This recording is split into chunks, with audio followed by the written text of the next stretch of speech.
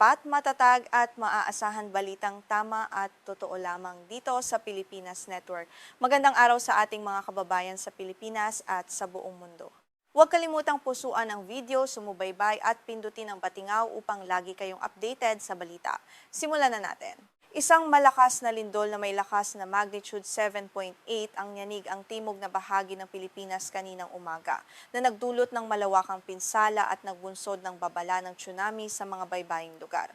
Agad na binalot ng takot ang mga residente sa Mindanao dahil sa tindi ng pagyanig na nagpabagsak sa mga linya ng kuryente at komunikasyon. Manatiling nakatutok para sa mga pinakahuling detalye ng emergency na ito dito lamang sa ating espesyal na ulat. Ayon sa Philippine Institute of Volcanology and Seismology o PHI-VOLCS, ang sentro ng lindol ay naitala sa layong 13 kilometro sa timog kanluran ng lungsod ng General Santos. May lalim itong 10 kilometro at naganap eksakto alas 7:37 ng umaga. Dahil sa mababaw na lalim nito, naging mas marahas ang pagyanig na naramdaman ng ating mga kababayan sa mismong lungsod at mga karatig lalawigan sa rehiyon. Dahil sa lakas ng lindol, agad na naglabas ng babala ng tsunami ang mga otoridad para sa mga baybaying komunidad. Hinimok ang mga mamamayan na agad na lumikas patungo sa mas mataas na lugar upang maiwasan ang posibleng panganib ng dambuhalang alon. Sa kasalukuyan, wala pang opisyal na ulat ng mga namatay o nasugatan, ngunit patuloy ang pangamba ng marami habang sinusuri pa ng mga lokal na pamahalaan ang lawak ng pinsala. Mismong si Teresito Bacolcol ang pinuno ng PHI-VOLCS ang nagbigay ng direktang babala sa publiko. Sa kanyang pahayag, pinayuhan niya ang lahat ng naninirahan sa mga apektadong baybayin na lumikas agad o pumunta sa mas malalim na bahagi ng kalupaan. Binigyang diin niya na huwag nang mag-atubili dahil ang banta ng tsunami ay totoo at nangangailangan ng mabilis na aksyon mula sa bawat pamilyang nakatira malapit sa dagat. Ang General Santos na may populasyong higit sa 700,000 tao ay kilala bilang isa sa mga pangunahing sentro ng komersyo sa isla ng Mindanao. Ito rito ang tinaguriang tuna capital ng bansa dahil sa malaking industriya ng pagpoproseso ng isda rito.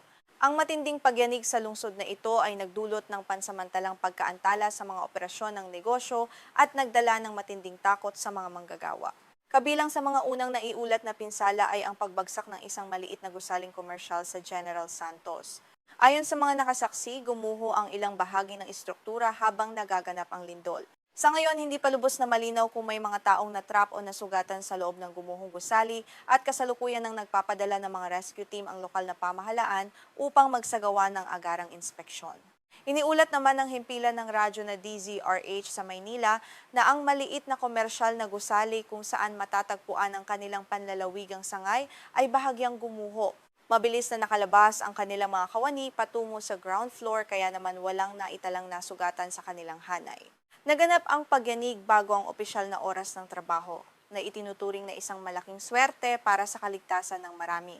Gayunpaman nananatili ang pag-aalala kung may iba pang mga empleyado o sibilyan na naipit sa ilalim ng mga guho ng 4 na palapag na gusaling ito. Ang mga lokal na bumbero at disaster response units ay mabilis na rumesponde sa lugar upang simulan ang clearing operations. Maingat nilang sinusuri ang bawat sulok ng gumuhong istruktura upang matiyak na walang buhay na nanganganib o nangangailangan ng tulong medikal. Samantala, nagpalabas din ng babala ang Pacific Tsunami Warning Center o PTWC. Ayon sa kanilang pagtaya, may syakyata na tamaan ng mga alon ng tsunami na aabot sa hanggang 3 metro o 10 talampakan ang ilang bahagi ng baybayin ng Pilipinas. Ang babalang ito ay nagdulot ng higit pang pangamba sa mga residente na nag-udyok sa kanila na mag-impake ng mga mahahalagang gamit at magmadaling umakyat sa mga burol. Hindi lamang ang Pilipinas ang nakaranas ng banta dahil ayon sa PTWC, ang mga alon na may taas na hanggang 1 metro ay posibleng tumama rin sa ilang baybayin ng Indonesia at Malaysia. Dahil dito, ang mga karatig bansa sa Timog Silangang Asya ay agad ding nagtaas ng kanilang alerto at nagbabantay sa mga galaw ng karagatan upang maiwasan ang anumang trahedya na maaring idulot ng biglaang pagtaas ng antas ng tubig. May posibilidad din ng mas maliliit na pagbabago sa antas ng dagat sa iba pang mga bansa at teritoryo sa kanlurang Pasipiko tulad ng Taiwan, Japan, Guam at Papua New Guinea. Bagamat mas mababa ang inaasahang taas ng alon sa mga lugar na ito, pinapayuhan pa rin ng mga lokal na awtoridad doon na manatiling mapagmatiyag at magbigay ng regular na ulat sa kanilang mga mamamayan upang maiwasan ang anumang hindi inaasahang aksidente. Sa kabilang banda, kinumpirma ng PTWC na walang banta ng tsunami sa estado ng Hawaii. Sa kabila nito, patuloy ang koordinasyon ng mga ahensya ng gobyerno sa buong rehiyon ng Pasipiko upang masubaybayan ang anumang pagbabago sa takbo ng mga alon. Ang mabilis na palitan ng impormasyon ay mahalaga upang matiyak na ang bawat bansa ay handa at may sapat na oras para sa paglikas kung sakaling magbago ang sitwasyon sa karagatan. Naramdaman din ng mga residente sa hilagang gitnang bahagi ng Indonesia ang malakas na pagyanig ng lindol. Sa katunayan, naitala na ang mga alon ng tsunami na may taas na hanggang 18 sentimetro sa ilang baybayin ng mga lalawigan ng North Sulawesi at North Maluku.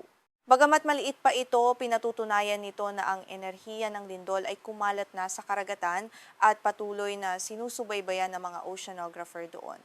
Kasunod ng pangunahing pagyanig, nakapagtala ang US Geological Survey o USGS ng mga pagyanig o aftershocks na umabot sa magnitude 6.5. Ang mga pagyanig na ito ay patuloy na nagpapahina sa mga istrukturang naapektuhan na ng unang lindol.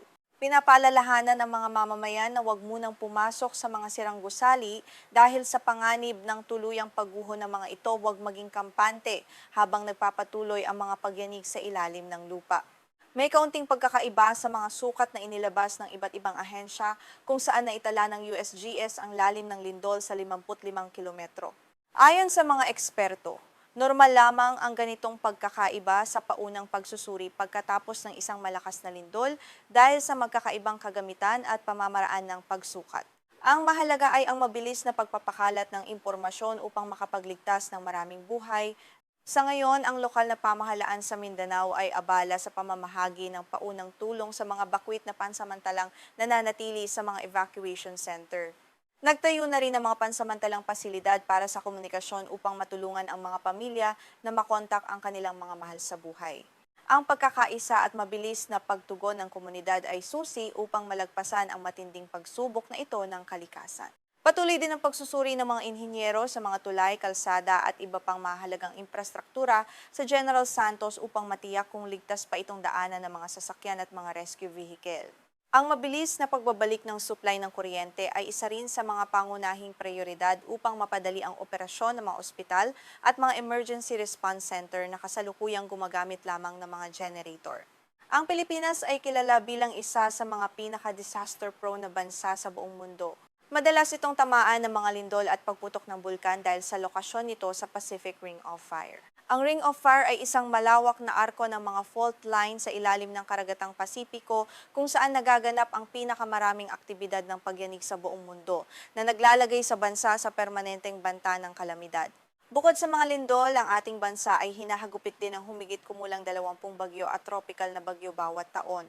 Ang kombinasyong ito ng mga natural na kalamidad ay nagpapakita ng kahalagahan ng palagiang paghahanda at pagkakaroon ng matibay na plano sa kalamidad para sa bawat pamilyang Pilipino. Ang edukasyon sa kaligtasan at ang maagang babala ay napatunayang pinakamabisang sandata laban sa sakuna. Sa pagtatapos ng ulat na ito, muli naming ipinapaalala sa lahat na manatiling alerto, sumunod sa mga direktiba ng inyong lokal na pamahalaan, at huwag magpakalat ng mga hindi kumpirmadong balita na maaaring magdulot ng panik. Patuloy naming babantayan ang sitwasyon sa Mindanao upang magbigay ng mga pinakasariwang impormasyon. Ako ang inyong tagapagbalita, mag-ingat po tayong lahat at magsama-sama sa panalangin.